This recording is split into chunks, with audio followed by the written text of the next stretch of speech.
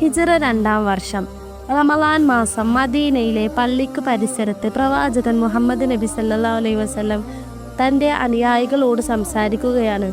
ഇതാ ഖുറൈശികളുടെ കച്ചവട സംഘം അബൂ സുഫിയാന്റെ നേതൃത്വത്തിൽ വലിയൊരു ധനശേഖരവുമായി അവർ മക്കയിലേക്ക് മടങ്ങുകയാണ്. അവരെ തടയാനായി നമുക്ക് പുറപ്പെടാം.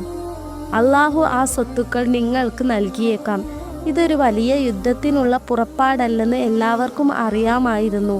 അതിനാൽ വലിയ യുദ്ധസന്നാഹങ്ങൾ ആരും നടത്തിയിരുന്നില്ല. മദീനയുടെ ഉൾഭാഗത്ത് താമസിച്ചിരുന്ന പലരും തയ്യാറായിരുന്നിട്ടും നബി സല്ലല്ലാഹു അലൈഹി വസല്ലം അവർക്ക് വേണ്ടി കാത്തുനിന്നില്ല. തയ്യാറുള്ളവർ മാത്രം ഇപ്പോൾ കൂടെ വന്നാൽ മതി എന്ന് നബി സല്ലല്ലാഹു അലൈഹി വസല്ലമ നിർദ്ദേശിച്ചു. അങ്ങനെ 313 പേർ ഈ യാത്രക്ക് തയ്യാറായി. ഏകദേശം 82 മുഹാജിറുകളും 231 അൻസാരികളുമായിരുന്നു ഇതിലുണ്ടായിരുന്നത്. ആകെ 2 കുതിരകളും 70 ഒട്ടകങ്ങളും മാത്രം. കുതിരകളുടെയും ഒട്ടകങ്ങളുടെയും എണ്ണം കുറവായതുകൊണ്ട് ഒരു ഒട്ടകത്തിൽ 3 പേർ വീതം മാറി മാറിയാണ് യാത്ര ചെയ്തിരുന്നത്. പ്രവാചകൻ മുഹമ്മദ് നബി സല്ലല്ലാഹു അലൈഹി വസല്ലമയും അലി റളിയല്ലാഹു അൻഹു, മർസദ് റളിയല്ലാഹു അൻഹു എന്നിവർ ഒരു ഒട്ടകത്തിലായിരുന്നു.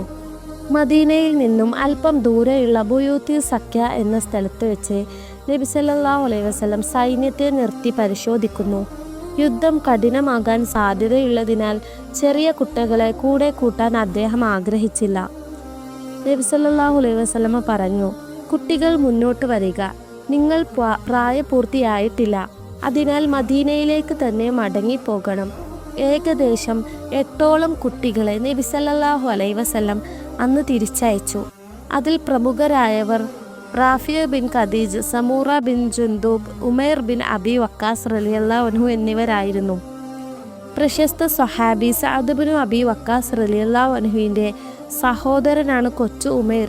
താൻ ചെറുതായതുകൊണ്ട് നബി സല്ലല്ലാഹു അലൈഹി വസല്ലം മടക്കി അയക്കുമെന്ന് അദ്ദേഹം ഭയപ്പെട്ടു. ഉമൈർ റളിയല്ലാഹു അൻഹു സൈന്യത്തിൻ്റെ ഉള്ളിൽ ഒളിച്ചു നിന്നു. നബി സല്ലല്ലാഹു അലൈഹി വസല്ലം ഉമൈറിനെ കണ്ടു. പ്രതീക്ഷിച്ചതുപോലെ തന്നെ മടങ്ങിപ്പോകാൻ നിർദ്ദേശിച്ചു. അപ്പോൾ ഉമൈർ റളിയല്ലാഹു അൻഹു പൊട്ടിക്കരഞ്ഞു. ഉമൈറിൻ്റെ ആ സങ്കടവും ആവേശവും കണ്ട് നബി സല്ലല്ലാഹു അലൈഹി വസല്ലമയുടെ മനസ്സലിഞ്ഞു. ഒടുവിൽ അദ്ദേഹത്തിന് കൂടെ വരാൻ അനുവാദം നൽകി. സഅദ് റളിയല്ലാഹു അൻഹു തൻ്റെ അനിയൻ്റെ കുഞ്ഞു കഴുത്തിൽ തൻ്റെ വാൾ കെട്ടിക്കൊടുത്തു. റാഫിയ ബിൻ ഖദീജ് എന്ന കുട്ടിയെ തിരിച്ചയക്കാൻ തുടങ്ങിയപ്പോൾ അദ്ദേഹം തൻ്റെ കാലിൻ്റെ വിരലുകൾ കൊണ്ട് ഉയർന്നു നിന്ന് തനിക്ക് ഉയരമുണ്ടെന്ന് കാണിക്കാൻ ശ്രമിച്ചു. റാഫിയ മിടുക്കനായ ഒരു അമ്പെയ്ത്തുകാരനാണെന്നറിഞ്ഞപ്പോൾ നബി സല്ലല്ലാഹു അലൈഹി വസല്ലം അദ്ദേഹത്തിന് അനുവാദം നൽകി.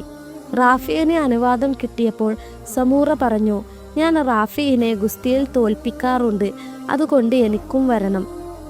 നബി സല്ലല്ലാഹു അലൈഹി വസല്ലം അവർക്കിടയിൽ ഗുസ്തി മത്സരം നടത്തി. സമൂറ റാഫിയിനെ തോൽപ്പിച്ചതോടെ സമൂറക്ക് അനുവാദം ലഭിച്ചു. നബി സല്ലല്ലാഹു അലൈഹി വസല്ലമയും അബൂബക്കർ സിദ്ദീഖ് റളിയല്ലാഹു അൻഹും സൈന്യത്തിന് അല്പം മുന്നിലായി സഞ്ചരിച്ച് വിവരങ്ങൾ ശേഖരിച്ചു. സൈന്യം റുഹ എന്ന സ്ഥലത്തെത്തുന്നു. അവിടെ വെച്ചാണ് മദീനയിൽ നിന്നും പുറപ്പെട്ട സംഘത്തിൽ ചില മാറ്റങ്ങൾ വരുത്തുന്നത്. മദീനയുടെ സുരക്ഷയ്ക്കായി അബൂ ലുബാബ റളിയല്ലാഹു അൻഹുവിനെ നബി സല്ലല്ലാഹു അലൈഹി വസല്ലം തിരിച്ചയച്ചു. യാത്രയിലുടനീളം പ്രവാചകൻ സ്വഹാബികൾക്ക് ആത്മവിശ്വാസം നൽകിക്കൊണ്ടിരുന്നു. വളരെ കുറഞ്ഞ ആയുധങ്ങളും വാഹനങ്ങളും മാത്രമുള്ള ഒരു സംഘമായിരുന്നു അവരുടേത്. മദീനയിൽ നിന്നും ഏകദേശം 150 കിലോമീറ്റർ പിന്നിട്ട് ദഫ്രാൻ എന്ന താഴ്വാരത്തിൽ സൈന്യം എത്തുമ്പോഴാണ് കഥയാകെ മാറുന്നത്. നബി സല്ലല്ലാഹു അലൈഹി വസല്ലമക്ക് 2 പ്രധാന വിവരങ്ങൾ അവിടെ നിന്നും ലഭിക്കുന്നു. അബൂ സുഫിയാൻ കടൽ തീരം വഴി രക്ഷപ്പെട്ടു. അബൂ ജഹലിൻ്റെ നേതൃത്വത്തിൽ 1000 പേരുടെ സൈന്യം യുദ്ധത്തിന് വരുന്നുണ്ട്. ഇവിടെ വെച്ചാണ് നബി സല്ലല്ലാഹു അലൈഹി വസല്ലം തൻ്റെ പ്രസിദ്ധമായ ശുറ നടത്തുന്നത്. കച്ചവട സംഘം പോയി, പകരം യുദ്ധം വരുന്നു, എന്ത് വേണം എന്ന പ്രവാചകന്റെ ചോദ്യത്തിന് അൻസാരികളും മുഹാജിറുകളും ഒരേ സ്വരത്തിൽ ഞങ്ങൾ അങ്ങയോടൊപ്പം യുദ്ധത്തിന് തയ്യാറാണ് എന്ന് മറുപടി നൽകി. സ്വഹാബികളുടെ പൂർണ്ണ പിന്തുണ ലഭിച്ചതോടെ നബി സല്ലല്ലാഹു അലൈഹി വസല്ലം ദഫ്രാനിൽ നിന്ന് ബദർ ലക്ഷ്യമാക്കി നീങ്ങാൻ ഉത്തരവിട്ടു. കച്ചവട സംഘത്തെ പിടിക്കാനായിരുന്നില്ല, മറിച്ച് ശത്രു സൈന്യത്തെ നേരിടുകയായിരുന്നു ലക്ഷ്യം. ശത്രുക്കളുടെ കൃത്യമായ സ്ഥാനം മനസ്സിലാക്കാൻ നബി സല്ലല്ലാഹു അലൈഹി വസല്ലം രഹസ്യാന്വേഷണം ശക്തമാക്കി. ബദറിന് അല്പം അകലെ സൈന്യം താവളമടിക്കുന്നു.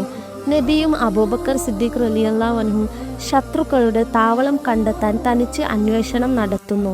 അവിടെ വെച്ച് അവർ ഒരു വൃദ്ധനെ കണ്ടുമുട്ടുന്നു. നബി സല്ലല്ലാഹു അലൈഹി വസല്ലം തന്ത്രപൂർവ്വം ഖുറൈശി സൈന്യത്തിൻ്റെ വിവരങ്ങൾ ചോദിച്ചറിഞ്ഞു. ഖുറൈശികൾ എവിടെയാണ് താവളം അടിച്ചിരിക്കുന്നതെന്ന് അദ്ദേഹം കൃത്യമായി പറഞ്ഞു കൊടുത്തു. അലി റളിയല്ലാഹു അൻഹു, സുബൈർ റളിയല്ലാഹു അൻഹു, സഅദ് റളിയല്ലാഹു അൻഹു എന്നിവരെ നബി സല്ലല്ലാഹു അലൈഹി വസല്ലം ബദറിലെ കിണറുകൾക്ക് സമീപത്തേക്ക് വിവരശേഖരണത്തിനായി അയക്കുന്നു.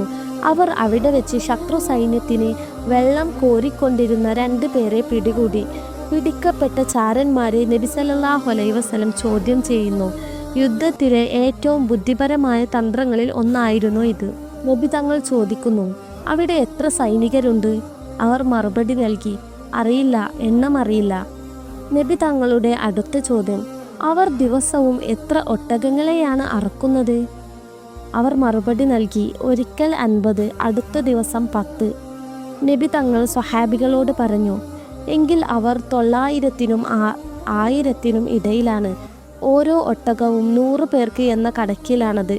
ശത്രുക്കൾ മുസ്ലിം സൈന്യത്തിൻ്റെ 3 ഇരട്ടിയുണ്ടെന്ന് ഇവിടെ വെച്ച് കൃത്യമായി മനസ്സിലാക്കുന്നു.